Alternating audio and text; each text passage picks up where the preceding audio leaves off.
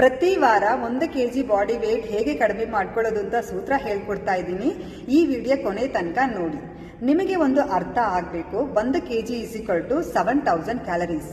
ಅಂದರೆ 7000 ಕ್ಯಾಲರೀಸ್ ನೀವು ಡೆಫಿಸಿಟ್ ಮಾಡಿದಾಗ 1 kg ಬಾಡಿ ವೇಟ್ ನಿಮ್ಮ ದೇಹದಿಂದ ಕಡಿಮೆ ಆಗುತ್ತೆ ಅಂತ ಅರ್ಥ. ಇವಾಗ ನೀವು 1500 ಡಯಟ್ ಪ್ಲಾನ್ ಅಲ್ಲಿ ಇದ್ದೀರಾ ಅಂತ ಅನ್ಕೊಳ್ಳಿ. ನಿಮ್ಮ BMR 1800. BMR ಹೇಗೆ ಚೆಕ್ ಮಾಡ್ಕೊಳ್ಳೋದು ಅಂದ್ರೆ ಬಾಡಿ ಫ್ಯಾಟ್ ಮಾನಿಟರ್ ಸ್ಕೇಲ್ ಅಲ್ಲಿ ನೀವು ಚೆಕ್ ಮಾಡ್ಕೊಳ್ಬಹುದು. ನಿಮ್ಮ BMR 1800, ನಿಮ್ಮ ಡಯಟ್ ಪ್ಲಾನ್ 1500. ಇದರಿಂದ ನೀವು 300 ಕ್ಯಾಲರೀಸ್ ಡೆಫಿಸಿಟ್ ಮಾಡ್ತೀರಾ. ಇವಾಗ ಇನ್ನು 700 ಕ್ಯಾಲರೀಸ್ ಬಾಕಿ ಇದೆ. ಸೊ ನೀವು ಪ್ರತಿದಿನ ಒಂದು 10,000 ಸ್ಟೆಪ್ ನಡೆದಾಗ ನೀವು 350 ಕ್ಯಾಲರೀಸ್ ಖರ್ಚು ಮಾಡ್ಕೊಳ್ತೀರಾ.